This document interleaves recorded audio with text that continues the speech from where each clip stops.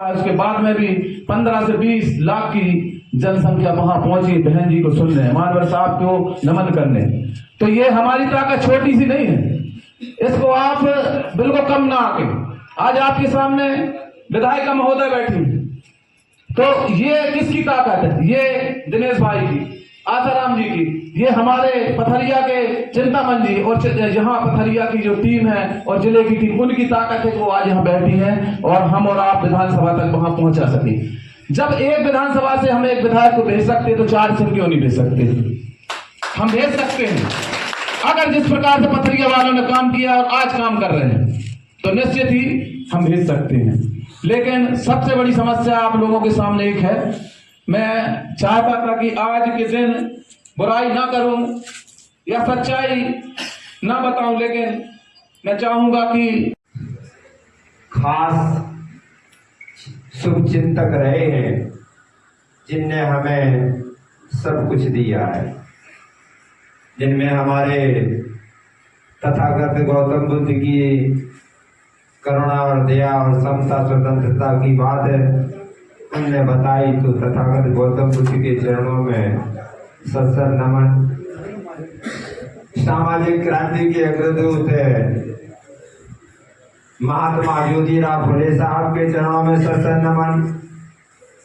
भारत की प्रथम महिला शिक्षिका माता सावित्रीबाई फुले के चरणों में सत्सर नमन। आरक्षण के जनक 26 जुलाई 1902 में आरक्षण मनाया था। सन 1902 में कोई भी राजा छत्रपति शाहू जी महाराज कोयलापुर के रियासतों में बढ़ा था। एक रियासत थी कोयलापुर। उनने सबसे पहले हम गरीबों को पढ़ने लिखने के लिए और नौकरी दी, उनने आरक्षण बनाया, उनको भी सत्सर नमन। फिर हमारे संविधान रचयिता भारत रत्न नहीं विश्व रत्न, क्योंकि संसार के 122 देशों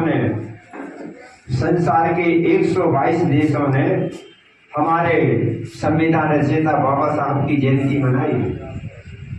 और दक्षिण कोरिया का तानाशाह जिनपिंग, उसने भी हमारे बाबा साहब की जयंती मनाई। ये कोई छोटी मोटी बात नहीं है। तो ऐसे विश्व रत्न बाबा साहब अम्बेडकर को कोटि कोटि नमन। तो कह रहे लोग कि बहन जी ने अपना शक्ति प्रदर्शन किया है। 29 साल की उम्र तक मानवर साहब कुछ नहीं जानते थे, लेकिन इन महापुरुष की वजह से, दीना भाना महापुरुष की वजह से मानवर साहब को इनके द्वारा जब ज्ञान मिला तो फिर उन्होंने प्रतिज्ञा की कि अब हम सारे जीवन शादी नहीं करेंगे, क्योंकि मानवर साहब की सगाई हो गई थी, अनूठी रस्म हो गई थी। सगाई कहते ना अपन लोग, पक्के हाथ। साहब ने शादी तोड़ी, फिर नौकरी छोड़ी और फिर प्रतिज्ञा करी कि सारे जीवन हम घर वापस नहीं जाएंगे। इस देश में, हमारे देश में मनुष्यों के, गरीबों के, दुखियों के इतने दुख हैं कि ये दुखिया हमारा परिवार होंगे और सारे जीवन, पूरा जीवन, जब तक मेरा जीवन रहेगा मैं इनके दुखों के निवारण में अपना पूरा जीवन लगाऊंगा। मानवर साहब फिर लौट के बहुजन समाज पार्टी और मानवर साहब सामने दिया।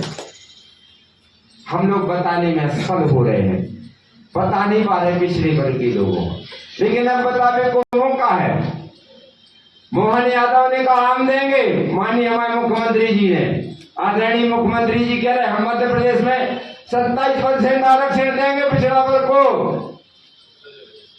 तो क्या आवाज आ रही जनता पार्टी वालों की? ये जनता पार्टी वालों को कैंसर है, इसको जल्दी भगाओ, नहीं ये कैंसर लग जाएगा इसको आरक्षण। ये तो सूत्र है, कैसे बैठा दिए सूत्र को मुख्यमंत्री की कुर्सी पे? कौन कह रहा है? ये जनता पार्टी और आरएसएस वाले।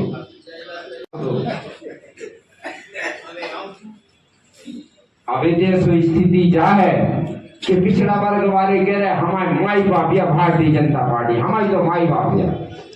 जैसे ही विश्वनाथ प्रताप सिंह ने आरक्षण ओबीसी के लागू किया तो जनता पार्टी ने आंदोलन छेड़ दिया और जनता पार्टी ने विश्वनाथ प्रताप सिंह से समर्थन वापस ले लिया और विश्वनाथ प्रताप सिंह की सरकार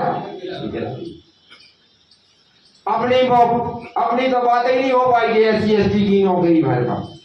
अकेले एक काम बनो कि बाबा साहब हम आज सम्मान से अपन भारत रत्न कह रहे जो मानवर साहब हमें और आपको दे गए। मानवर कांशीराम साहब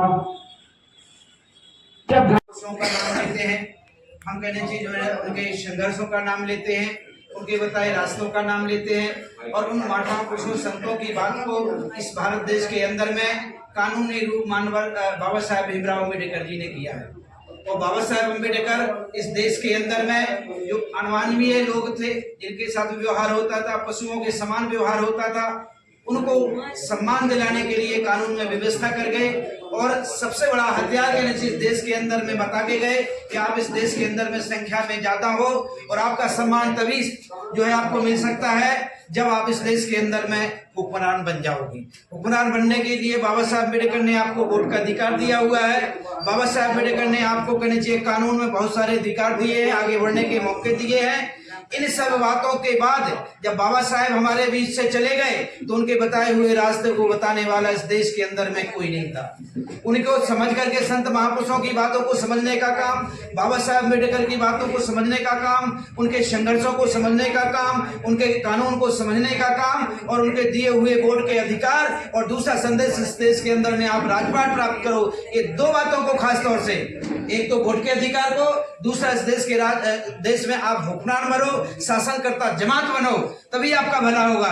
ये दो बातें इस देश के अंदर में अपना सब कुछ निछावर करते हुए, अपमान और बेइज्जती सहन करते हुए, दुख तकलीफें सहते हुए मानवर कांशीराम साहब ने इस देश के अंदर में वामसेव के माध्यम से, DS बोर्ड के माध्यम से और बहुजन समाज पार्टी बना करके देश के लोगों में और इस देश के खास तौर से अनुसूचित जाति, जनजाति, पिछड़ा वर्ग, अल्पसंख्यक वर्ग, वंचित वर्ग, दुखी वर्ग, सबको ये बात कहनी चाहिए जो है बताई कि आपका भला तभी होगा जब आप देश के हुक्मरान बनोगे। तो सभी लोगों के दिल और दिमाग में शासन सत्ता की बात को चाहत पैदा करने वाले मानवर कांशीराम साहब आज हमारे बीच में नहीं है, लेकिन उनका संघर्ष, उनका कहना चाहिए संदेश, उनका कहने चाहिए दिया हुआ रास्ता आज हमारे बीच में हम सब लोग कहने चाहिए उन पर अध्ययन करने के लिए, उन पर चर्चा करने के लिए आज इस संगोष्ठी में शामिल हुए। सम्मानीय साथियों,